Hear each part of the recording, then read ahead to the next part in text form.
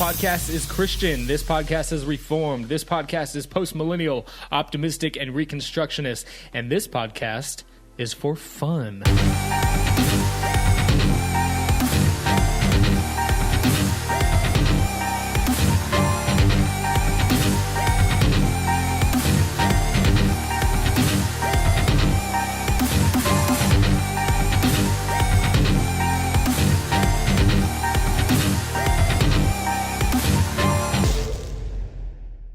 Hello, everyone, and welcome back to Reconciled Radio. This is episode 13. I'm your host, Brian Riddle, along with my buddies Jesse Samuel and Jacob Sosa. Good day. The bearded Knox, the Mocha Knox, the bearded Chihuahua, and our man's on the ones and twos. Yeah. How many ankles have you bitten this week? This week? Too many to count. Too many to count. Too many to count. That mailman, I feel sorry for that guy. Like any good Chihuahua. I can hear that mailman coming a mile away. Punters, as I call them. Punters? Baxter! Hey, guys, so we just had a great interview with our brother Matt Belleville. He is just really cool. He's cool. He's following God's law.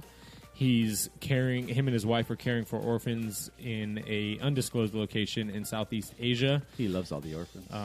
Yes, he does love all the orphans. He is Nacho Libre incarnate. He just wants some salad. Can't we just have like some salad or something? Spreading the orphans. And we had a great time with him. He's doing some really important work over there. His wife and himself. With adoption, with orphans, we get into one of the things I enjoyed most about that interview was his dedication to the tithes. Yeah, that was cool. So cool. Yeah, that was really cool.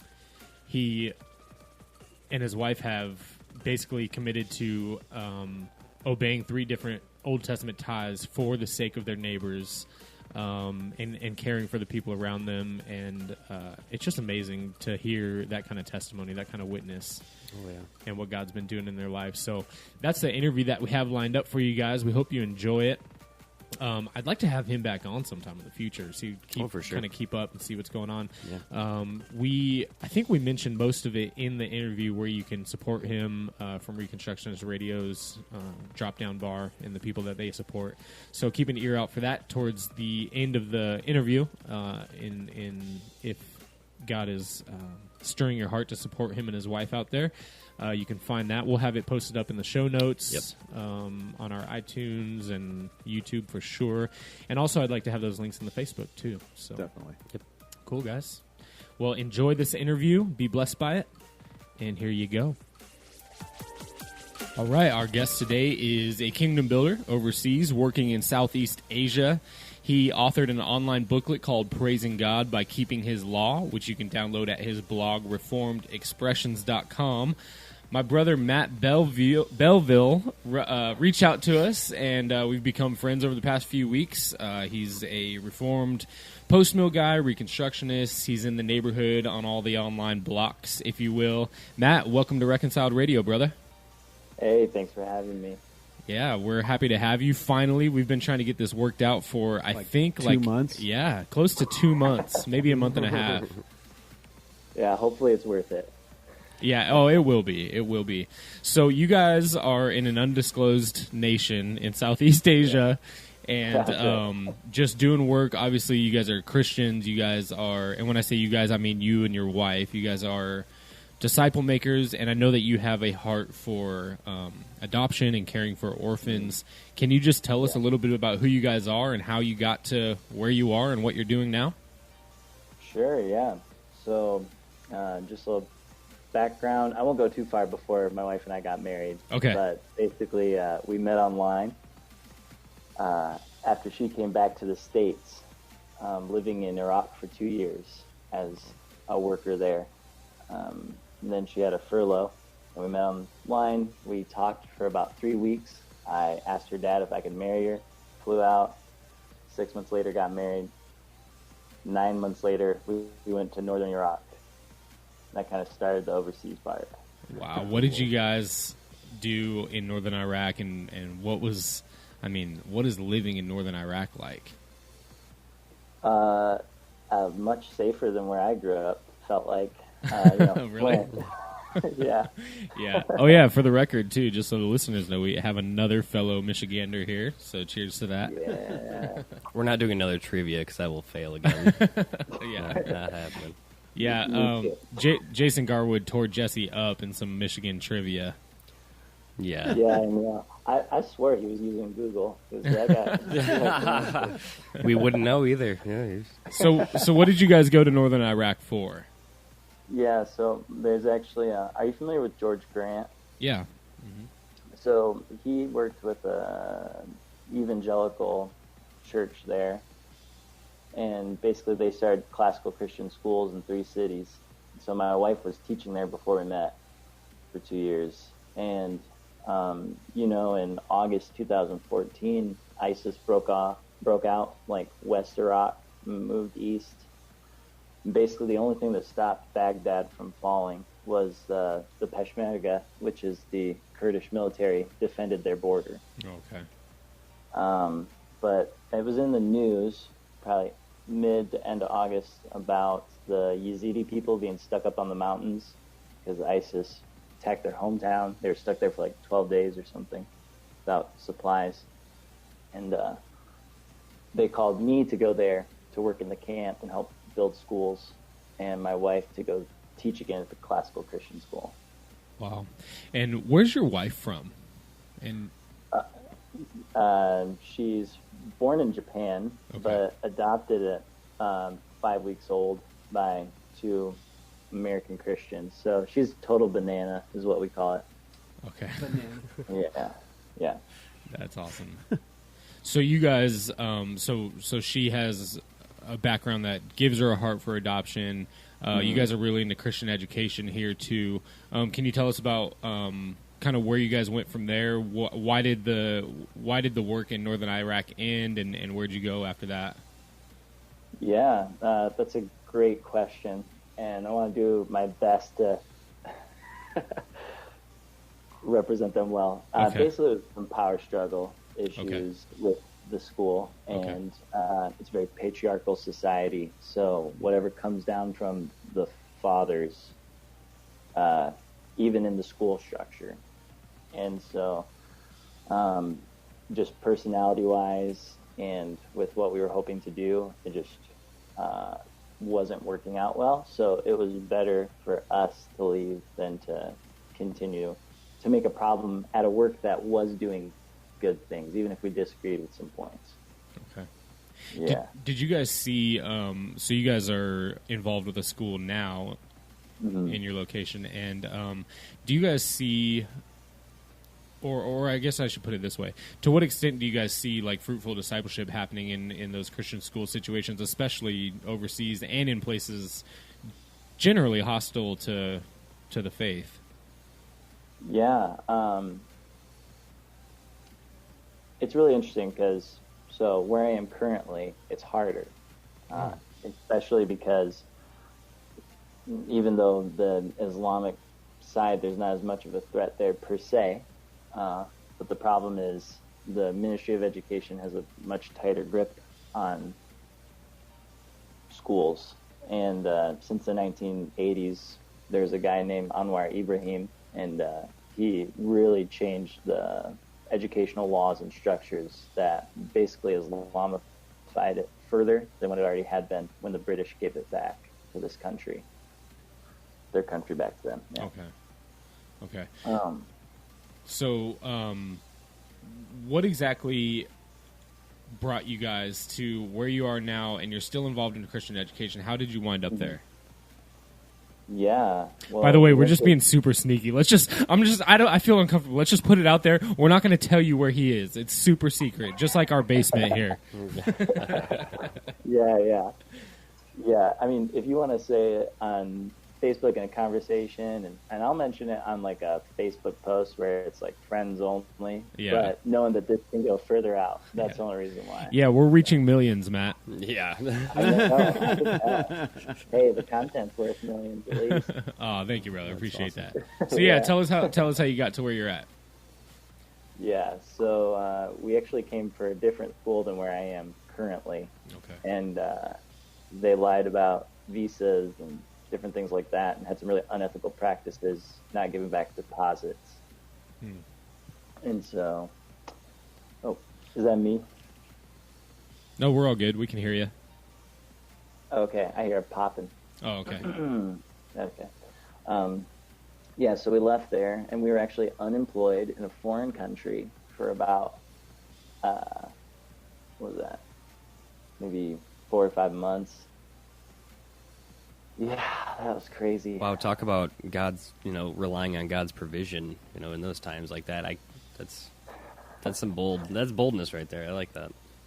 Yeah, I mean, God was gracious enough to let us be unemployed for 6 months in America when we first got married. So, and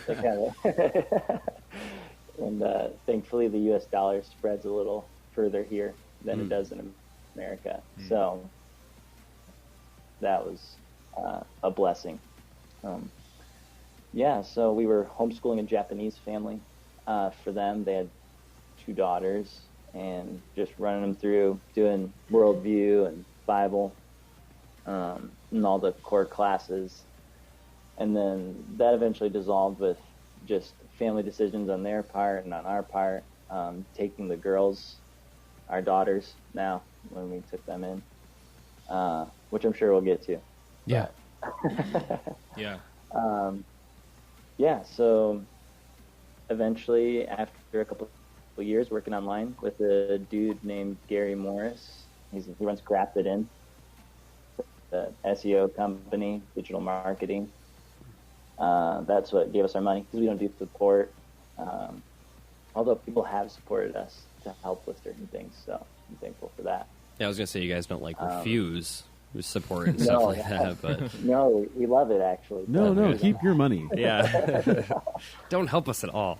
Yeah, don't bless us. Don't, I'll be like, hey, you want treasures in heaven? Come on. Yeah. Yeah. So then go ahead. I'll let you finish. Yeah. Got a call, basically someone that I completely forgot about 2 years when I first came to this country was telling her husband, you need to hire this guy for our school for the last 2 years, because I taught her ESL Bible study. And finally he got my contact, and that's how I'm at the current school. Okay. And what's your role there? Yeah. Well, I was acting as principal, but I recently stepped down from it because I think I could be more effective from a Christian perspective, because as they move towards getting an international school license, they're going to have to make more compromises. And just personally, I wasn't on board with those. But if I take single subjects, I can still hit the Christian worldview pretty hard. Right. Oh, that's good. So So I know this is general and individuals are each different, but can you give us an overview of how the Christian worldview, like how well or not well is it received amongst your students, and who are you teaching? Are they younger, older? What's the age group? And yeah. Okay, yeah. So I'm in the secondary level, so high school. We do a little bit lower than high school too. We include in there in our setup. So 6th to 12th grade, and teaching economics and philosophy, worldview, and literature. And so the reception, they like the fruit of it. They do like the fruit of it. The problem is the kingship of Christ is hard for some of them. That submission aspect. They are high schoolers. They got the same stuff that they're working through back in the States. They're not coming from Christian homes. Some are, a different religion that's harder. And, yeah, so that makes it quite tricky for them. Yeah, and so what is the context that you're working in? Like, worldview wise, largely religion wise, who are the people? What are they like? What's the area like? What are you working in? What kind of situation is it? Yeah, that's a really good question. It's super mixed up. So you have it's law. Technically, their federal law is what they would call secular, but they do have Sharia court laws. So basically, they just have two different kinds of humanism. And they fight each other. So that causes a third weird clash as far as legality. You have majority of one people group, and they would be called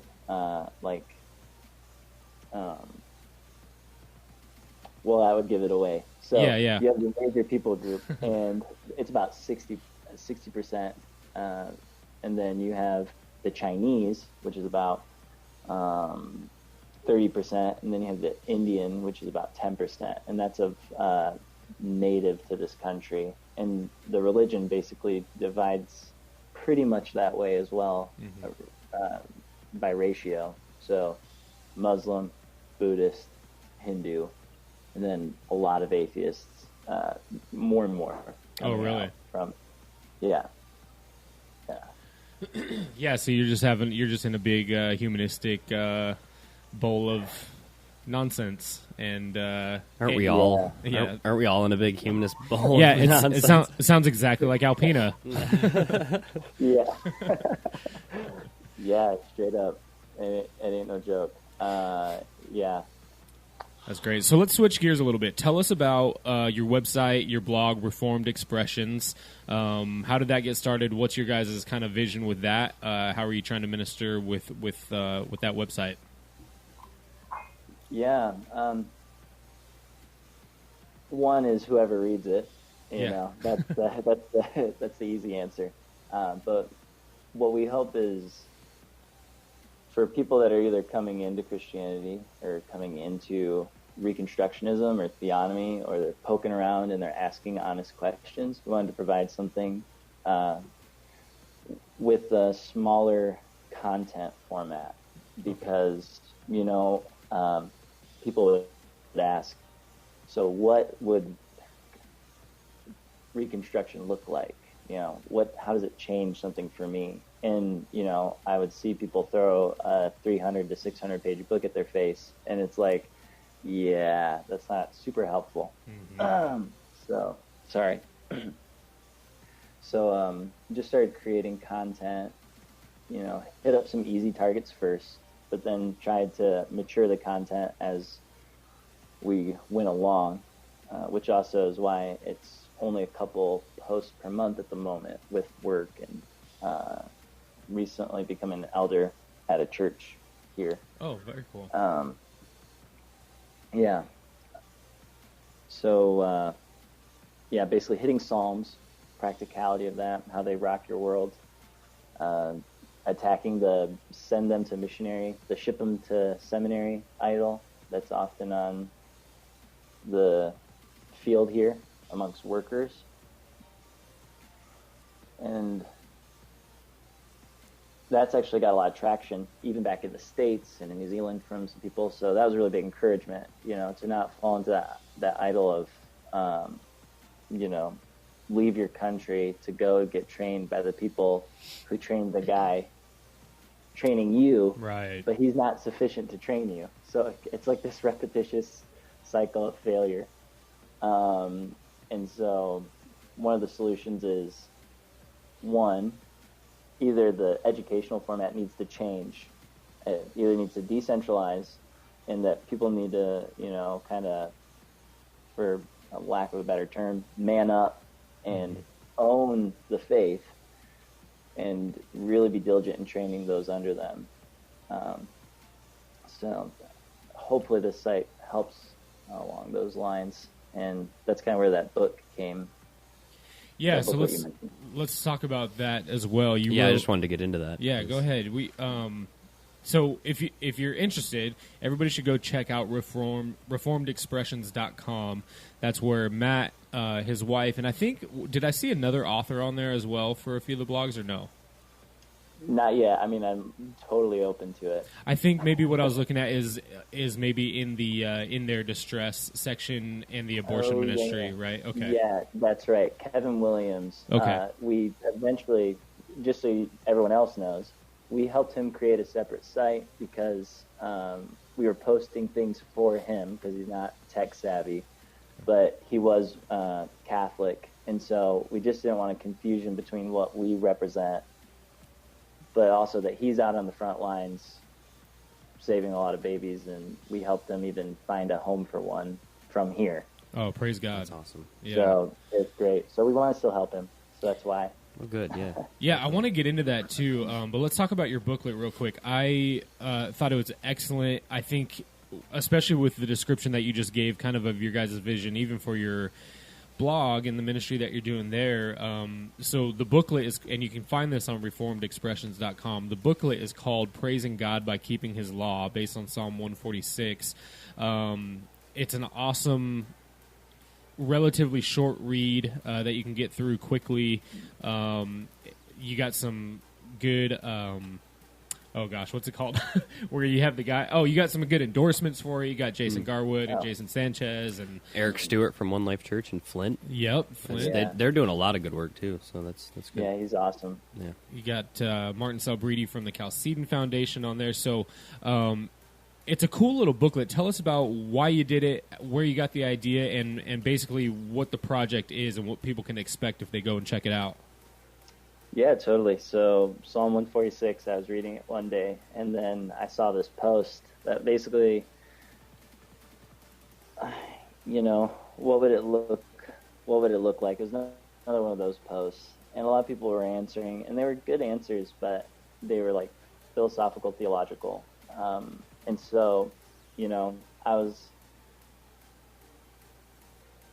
and this wasn't in a recon group. So this was outside, and so there's many people from my old churches that are totally, dispensational on there, and it was about sex trafficking in Michigan specifically, and that they're thinking about finally changing the law that makes it gives impunity to police officers to sleep with sex slaves, so that way they can break the sex ring and get to the bosses.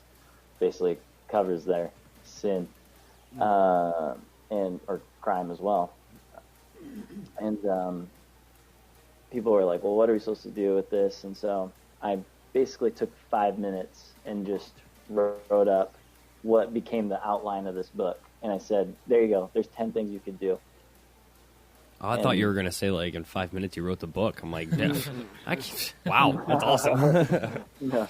Remember, that was just the outline. you guys remember that movie Phenomenon with Yes. Swi- John Travolta. Travolta? Yeah, that was a great movie. So Matt has also been struck by lightning and is just a freak writer now. Yeah, I wish. So you take the psalm, you break it down. The idea is that you can work through it and essentially, like the title says, praise God through obeying His law. Yeah. And yeah. why And do you not think that's? touching I mean, things. is that? It sounds so simple, but do you think that needs to be said to Christians, praising God by obeying His law? Yeah, totally. Because even before I studied the psalm, I didn't think about saying it that way. If I was to be honest. Right. Like, I wouldn't think like, oh yeah, keeping His law is an act of praise of Him. But then really just looking at it and seeing what it says, don't trust in princes, says it 2 times at least. And okay, we got the first thing, don't trust in princes. And then you have to ask, what does it mean to not trust in princes? And then all of a sudden it says, here's the things that God does. He gives the blind sight, He takes care of the oppressed, He sets captives free, and He starts listing these things out, and we all go, yeah, totally, like when we're saved. And That's true. That is totally true. But that doesn't mean the real people that fall into those categories don't receive that. If you catch where I'm going. Yeah. So if those are real people that fall under those categories, and if the point is not trusting in princes to do those things for those people, then what is the manual to do that? And it's his law. Right. And so just wanted to break down per people, people group, right? Blind, poor, orphans, and just start laying out some really easy beginning practical steps. Of course, when you start walking any of those out, you're going to hit complications, you're going to hit difficulties. But that's the thing that you really are praising God by your lifestyle, Yeah, and it's a two-way street, too, because how does that affect the way that we think through the way that we obey and or rely on the state, the government, for, our quote-unquote salvation or for setting us free, right? Talk about that a little bit. Like, we're not only trying to shift our thinking, shift our heart, shift our obedience towards God's law, but on the other side of that, it has to affect the way that we think about the state's role in our lives personally and as families and as larger communities, right? Yeah. I mean, the point is, as long as we let the state act the way it does, we're letting another Messiah rule. And so that's why it matters, and that's why it's inherently antithetical to God's law to let the state think it's a prince. Right. And this is where, in our current stage, we have to be like prophets to some degree, calling out the nanny state to quit acting like a mother and punish true criminals, not false ones, and also to not regulate and restrict freedoms that God has given to man to take dominion. Amen. Yeah. So we have a few minutes left with you. I really want to get into your guys' just heart for adoption. I'm on your so another website that I want our listeners to check out is the Stateless Project. .wordpress.com, and Matt has already warned me that this is his wife's sweet spot, so he's going to do his best. But it is a family endeavor. I know you guys do it together. Start with your twins, your girls, the story there, and how that kind of led you into this project that you guys are into now. Yeah. Well, we were in Atlantis. Oh shoot! We'll edit that out. Yeah, don't worry about that. When we edit that, let's only cut that out and keep the fact that we're laughing about it. Yeah, that's awesome. Yeah. No, it's good. Maybe we could have put a bleep over it. I'll put a bleep or over a voiceover where it says like Atlantis or something like that. Yeah. Totally bleep it. That'd be great. All right, so you're in this mysterious place. Yeah, totally mysterious. So we get a call about these two girls, and they're in a general hospital south in the country near the border. And what we know is they could be sick, they could possibly die. One of them is in a critical state, the other one's kind of healthy. So these are the things that we were told at the moment. And then we also got the price tag for their hospital bill, which was like $10,000 US. Okay. So at first, in my sin, I wouldn't put it any different. I was very tempted to just tell my wife, we can't do this. Like, we have, 2,000 to our name, and I don't know how we'd even be able to take care of them if we can't afford to buy groceries. Sure. So I was really struggling, and my wife did a really good thing. She, basically called me out. Hey, we don't have a choice, because these kids are either going to be sold to an agent who could either, take their organs because they're easier to traffic. That's actually becoming more popular here. Or go into the sex trade. Or they would go into the Islamic welfare system. So we had 3 absolutely non-permissible options. Right. And that I was playing into that because I was doubting God. So you guys are faced with a decision all of a sudden. You have this bill. You have obviously a huge challenge in front of you to bring these twin girls into your lives. You don't have the money, but the other options are horrific. Exactly. And so and I even had to reach out because I was still struggling with it. So I reached out to level-headed Reconstructionist group, and I was like, hey, is it okay to sell yourself into slavery if it's to save someone's life? You know, I knew the answer, but I didn't want to. What did you mean by that? I mean, so basically, you know, that you could go into slavery under Old Testament law, or indentured servitude, however you want to refer to it, for a period of time to provide for your family. And so that's essentially what I would be doing by taking this, that debt. Right. And they were like, you know, Jason Sanchez was super quick, like, yeah, brother, and we'll help, and Reconstructionist Radio after the fact. So as time went on, God provided through them and some family members, and we were actually able to pay it all off. Wow. So that tells you we did take them. Yes, yes. Okay, spoiler alert. All right, good. So you have the girls. You're like, so we passed on it, and you know. Yeah, we were like, so I don't know why you guys want me on. Yeah. So okay, so they're at the hospital. Do you guys like have to physically go down there and pick them up? Where does it go from there? Yeah. So we went down on a Saturday, and we get there and we can't see them. They won't let us see them. And we get to meet I'll just go ahead and say it. We get to meet the mother. Okay. And, you know, basically, if you want the baby, we'll pay for it, and you keep the babies. And she was like, no, because they'll die. Because her and her, we think we understand it as her husband actually here, have 6 kids back in Vietnam that they're working here to provide for. Okay.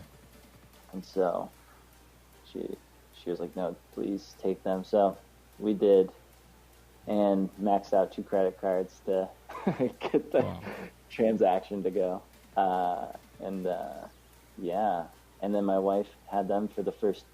She had to come back on Monday or Tuesday, the next one, and I had to fly out to America to go sell stuff to make money. Wow, really? Yeah. So did you come back to Michigan, or where'd you go?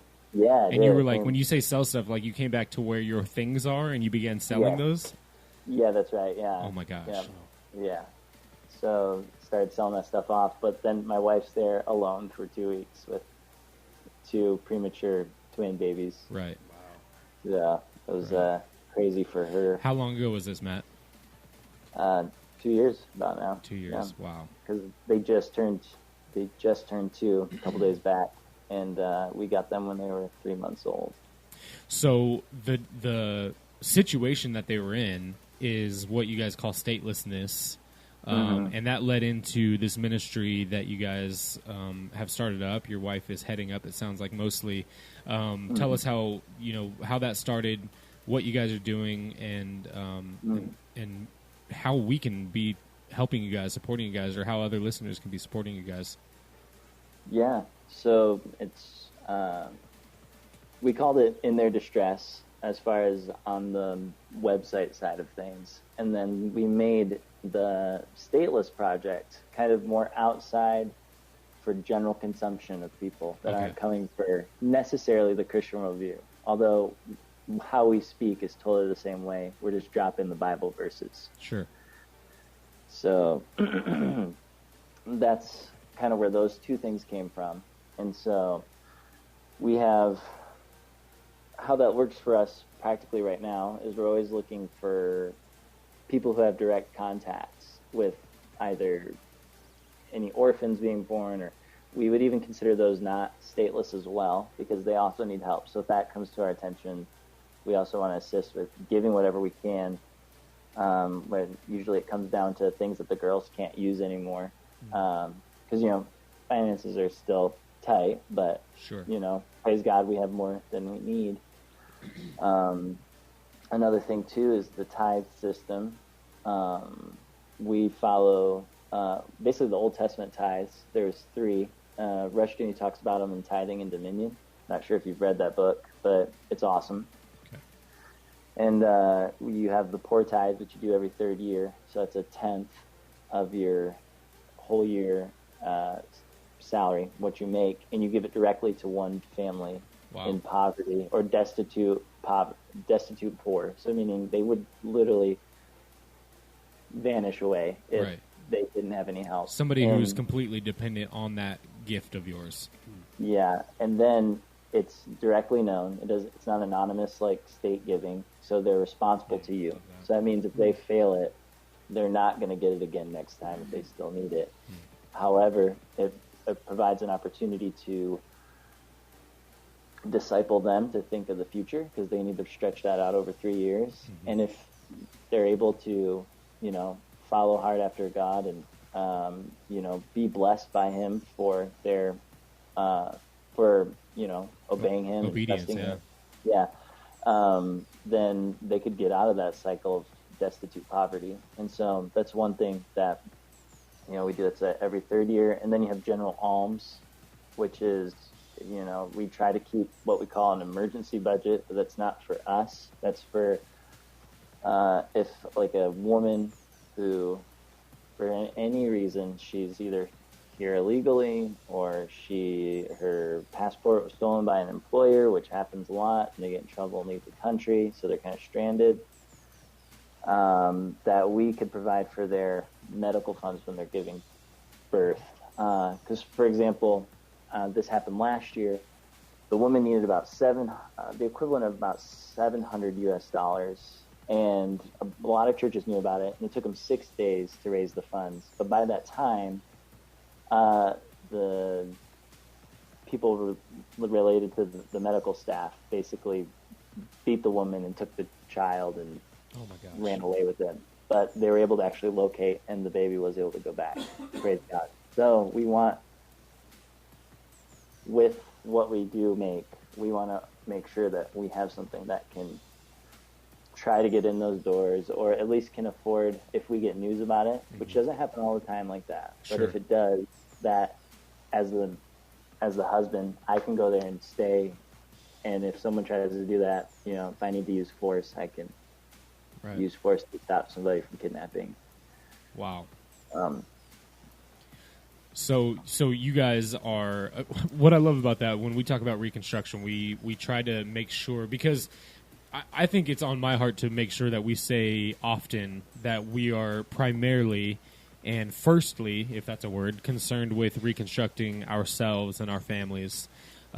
Because, a lot of the literature and a lot of the stuff that we talk about publicly online and on Facebook is concerned with big government and politics and everything outside of us.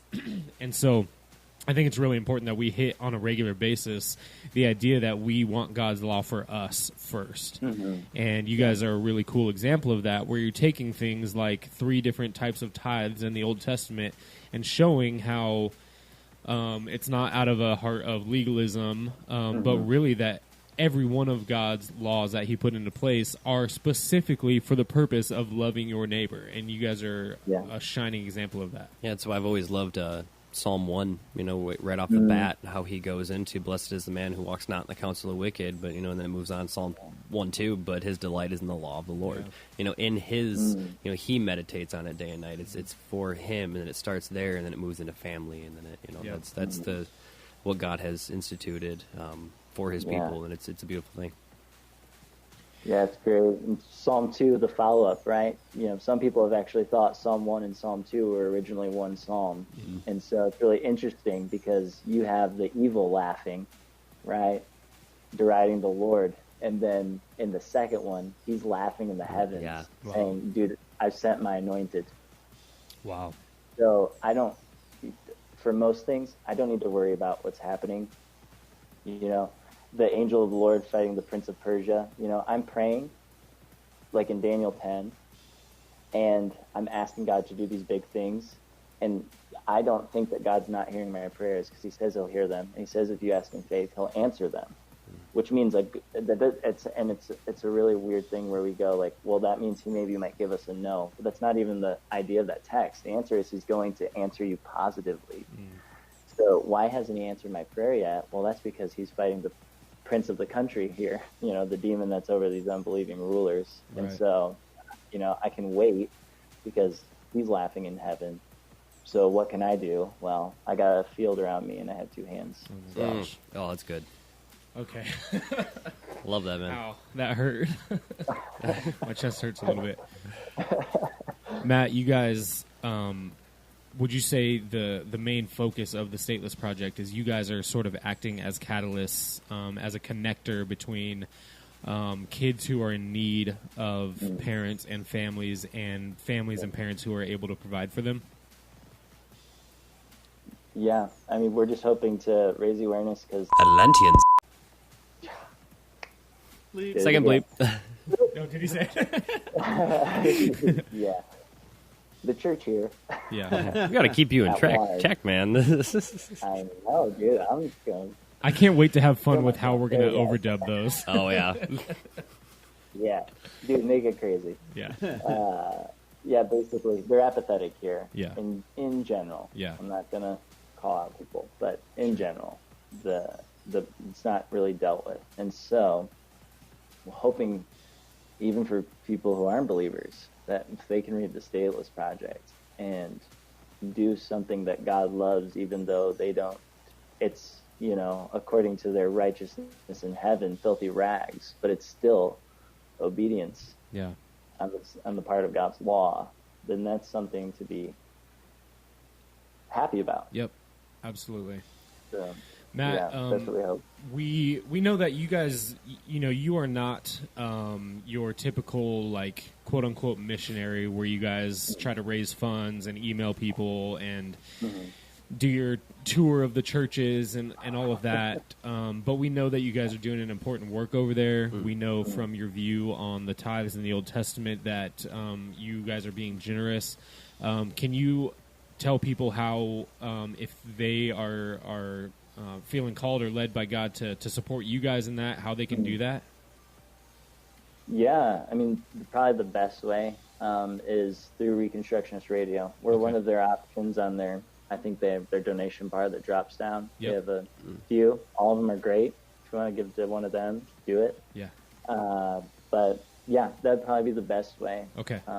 So you can go to Reconstructionist Radio. They have a tab that drops down where they are in support of people like you and others around the world that you can support through there, and that's the easiest way to give. Yeah, I'll try to throw a link up in the show notes too. Yep, and we'll have the website, we'll have the link to your booklet, we'll have that giving page linked up. We'll put those on the Facebook this week, listeners. You can go check out all that. I really encourage you to go read Matt's work, praising God by obeying His law, and checking out his website. Matt, we love you, dude. We are praying for you desperately. I'm just blown away that you guys have obeyed God to this extent and put yourselves in the situation that you are. And I've been inspired by your diligence to obey Him down to different kinds of tithes and loving your neighbor and caring for your community. So we're really blessed to have you on today. Hey, thanks for having me. And, you know, it's the work that He's doing in us. And so I'm thankful that He's led us the way He has and that we were able to talk about it with you guys. Awesome. Praise God. Praise God indeed. And we'll have you on again and get an update maybe in 6 months or so. We'll have you on and see what's going on with you guys. If anything crazy happens over there, call us up. We'll get you on sooner. Awesome, yeah. And maybe if you want a girl, you know, I could try and convince my wife to jump on. You know what? I actually wanted to ask you about that, and maybe we'll have to talk about that more on the air. But just real quick, are you guys in a position to, like, for the kids that are in need where you are, are there connections that can happen for getting them here in the States, or are you trying to find local families primarily? I I mean, preferably local families because it's super hard to adopt Undisclosed. if you don't live here. Edit that out. Ouch. Man, I'm getting so tired. We should have just spoken freely and planned on editing all the spots. But Yeah. anyway, These continue. guys give me enough work anyway, so. Okay, man. Hey, well, thanks for the work. But Oh, yeah, so basically, it's a non-Hague country, Yeah. and so they don't follow the rules that everyone else does. So you have to live here in order to adopt. Okay. All right. Yeah, sadly. All right, everybody. Matt Belleville, thanks for being here, brother. Praying for you, and we'll be in touch. Awesome, thank you. yeah, Great brother, to meet you. appreciate it.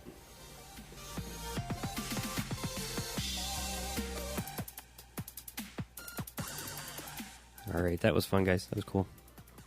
So, yeah, thanks for tuning in. Thanks for listening.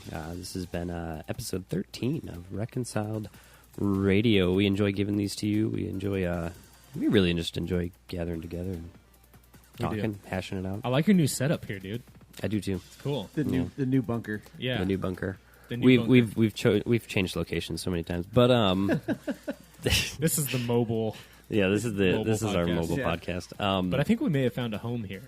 I think so. Yeah. So I like it here. Can we get like colored lights and strobes? We can anything you want. Anything I want? Anything you want. Yes. Yeah, go with those. Well, we had it at the church in California at the junior high and high school. A little colored light, little twirly ball. Right. There you go. Yeah, that's good youth like group drop stuff right down. there. That's good youth stuff. A good swirly colored light is super important to any successful Yes, youth group. exactly. Yeah. Anyway, thanks for tuning in. You can find us at facebook.com/reconciled media. That's where you find all our happenings, where we post memes of the week when we have them. We can, any things that we really find important that we're kind of coming alongside, we post usually links to those. And we're just, really enjoying the work that we're doing here. And yeah, check us out on YouTube, on iTunes, Spotify, and Podbean. You can find our shows there. So yeah, enjoy. Keep following, keep subscribing. Definitely appreciate you guys who have tuned in and are, supporting this endeavor. We love bringing it to you. Yep. Yeah, we love it. So, Christians, go cultivate a kingdom culture.